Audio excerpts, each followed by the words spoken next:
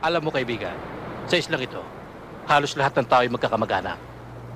Tulad dyan si Boy Paredes. Totoo ang palayo niyan dito. Maraming kamag-anak yan. Pero puro... Kaya nga ako, Kapitan. Kung hindi ko kayo pumayag na tulungan ako, hindi naman ako magkakaroon ng lakas na loob na pumunta rito eh. Katungkulan ko yan. Kaya lang, bakit kung kailan pa bispiras ng Pasko, tsaka gusto mo huliin si Toto? Hindi ho ba mas magandang pagkakataon yung hindi niya inaasahan? Kung sa bagay. O, yan na pala si Toto eh. Kasama yung mga kapatid niya. Puro mga... Tama sinabi ko, di ba? Boy Paredes! Teka! Bakit ba? Ganyan lang kayo! Polis Makati! May warrant ako para dito sa kapatid nyo. Murder! Huwag kayo makialam!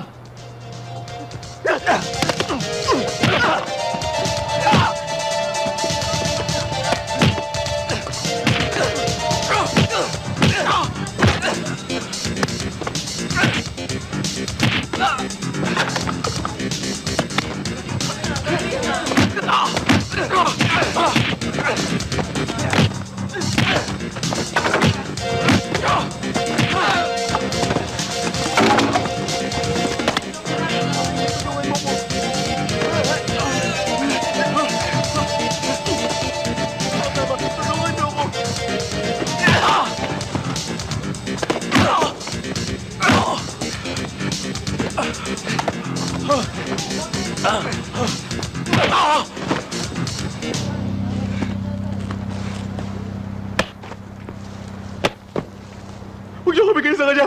Huwag! Bakit? Ha? Kakasa kayo?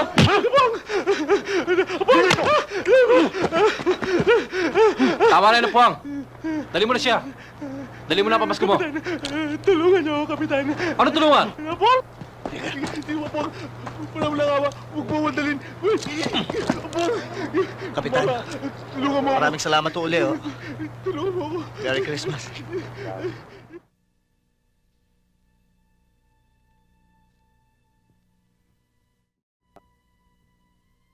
Maraming taong nagpapanggap na sila'y inosente.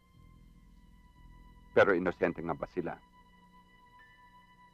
Ang mga inosenteng ito, nagbibingi-bingihan, nagbubulag-bulagan, kasabwat ng kasalanan.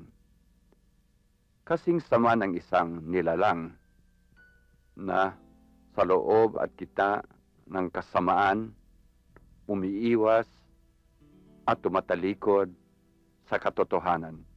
Kung wala kang paninindigan sa mundong ito, hindi ka na dapat tumagal pa rito. Ngayon,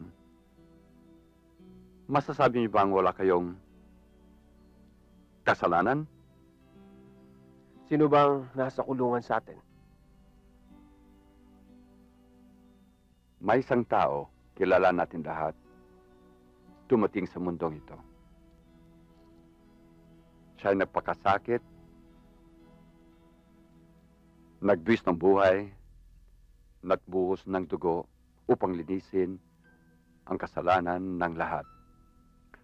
Yung may sala at mga inosenteng tulad nyo. Lahat tayo ay nakinabang sa dugo ng taong ito.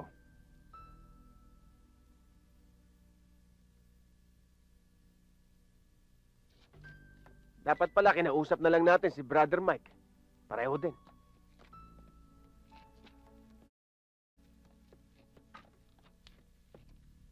Tights. Wala tayong mahita dyan. Tuloy yan eh.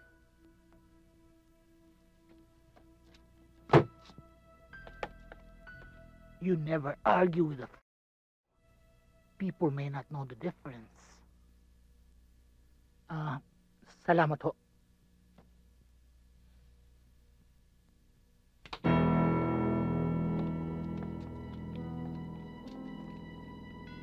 That's why I ignored you.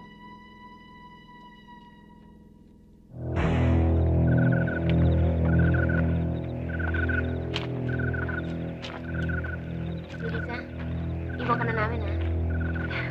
Sige.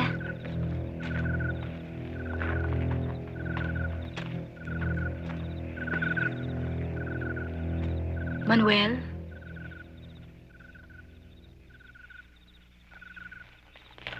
Manuel, pinagdala kita ng pagkain mo.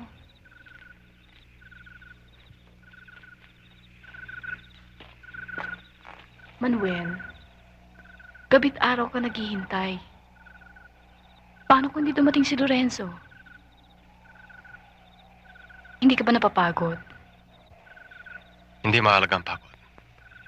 Ang importante, ang tradisyon ng isang misyon. Pag dumating si Lorenzo, nawala ako. Kahihiyan ng lahat ng lalaki ng taga-Mabulo. Sana maunawaan mo ako, Melissa. Sige. Oh, kumain ka na. Manuel, pwede bang istorbohin ang pagkain mo at pag-uusap nyo? Kunin yung arnis! Dali! Baka na yun.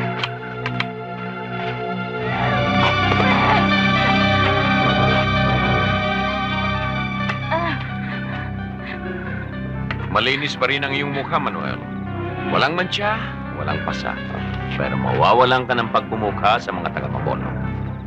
Pag inurungan ka ng at hindi ka sumipot bukas. Alalahanin mo, Manuel, na ikaw ang naghabong kay Lorenzo. Sinabi mong araw at gabi mo siyang hintayin sa Boron. Kaya kahit bali-bali ang mga tadyang mo, dapat sumipot ka sa duelo. At Manuel, pag naduwag ka, paano ang misyon ng Kamagong?